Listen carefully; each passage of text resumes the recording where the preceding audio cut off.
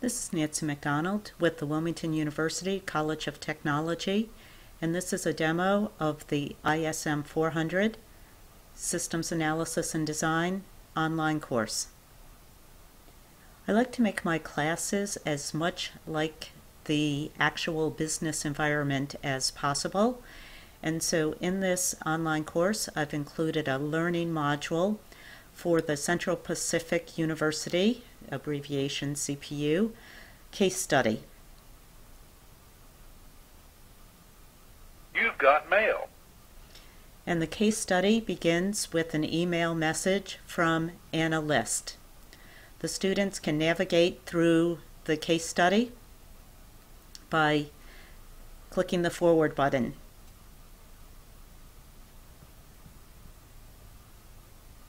Let me introduce myself.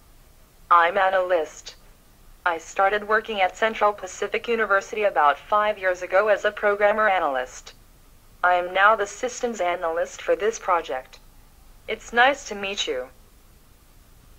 In addition to Anna List, Chip Puller is a systems analyst for the CPU project. Hi, I'm Chip Puller. I'm just starting as a systems analyst at Central Pacific University. I look forward to working with you on this project. And the way I have the case study organized is the third systems analyst on the team is the student taking the course. On the project team, in addition to the two systems analysts and the student acting as a systems analyst, there are several users who are going to provide the specifications for the new CPU system. Hi, I'm Dot Matrix, the manager of microcomputer systems at Central Pacific University. I'll be working with you on the specs for the new system.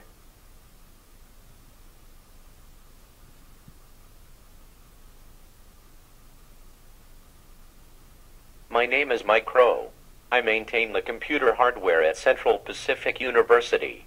I'd love to spend more time, but my pager just beeped. I'll talk to you later.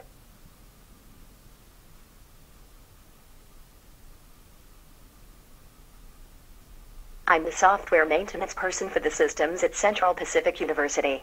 I'm shareware. If you have a software question, come to me.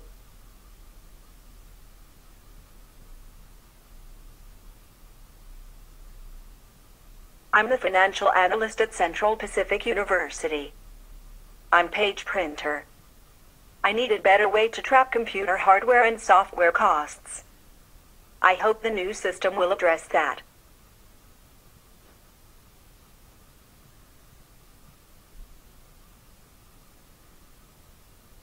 My name is Hypertex. I run the Information Center at Central Pacific University. My team does the computer training and answers questions from users about how to use their computers.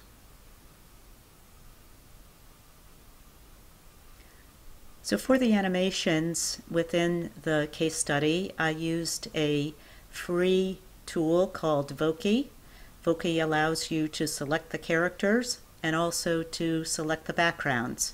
You can either record what you want the characters to say or submit text and have computer-generated voices. And that was the option I picked for this case study. We're now in week 2 of the course. You've got mail. And we have a new email message from Anna List. This email message has 2 attachments.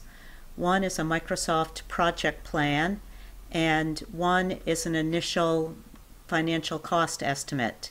And in the email message, Anna List asks the student to update the Microsoft project plan and to make sure the updates they make to the project plan are reflected in the spreadsheet associated with personnel costs.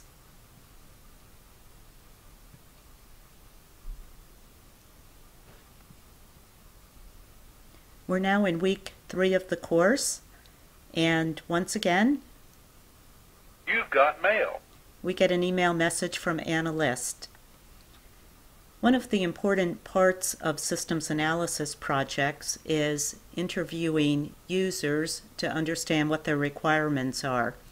So I was trying to figure out how we could make something like this happen in an online course. And this particular textbook comes with written notes from 5 of the interviews of the people that we met in week 1. And so it's really common on systems analysis projects where you have 3 or more analysts that 1 or 2 of the analysts might conduct the interviews, document the notes, and the other analysts on the team would read those documented interviews. And so that's the approach I took in the course, where the students read the documented notes from the interviews conducted with the 5 users. We also get introduced to a new user this week. Hi, I teach in the math department. I wrote a book. If I can help you, let me know. And we get another email from Analyst. Attached to that email is a Microsoft Access prototype of the new system that presumably was built by Analyst and Shareware.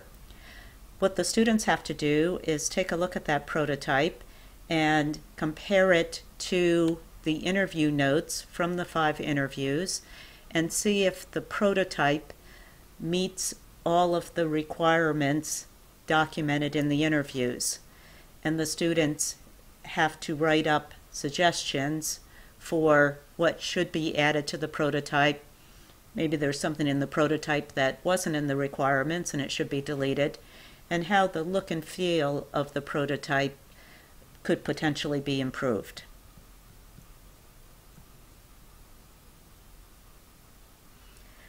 We got another email from Analyst, and this one has a context diagram attached to it.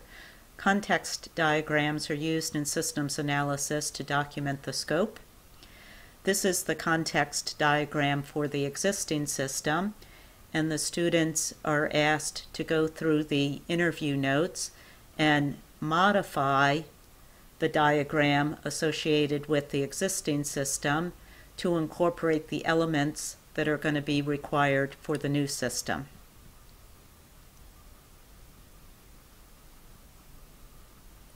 Week 4 of the course begins in a similar way to the other weeks.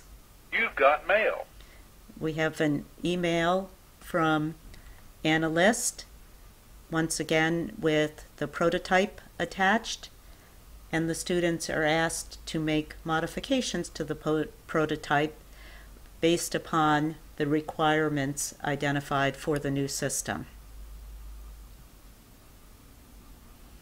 We have another email from Analyst, and in this case she's attached some diagrams that are commonly used for systems analysis and design, and the students are asked to produce some additional similar diagrams for the new CPU system.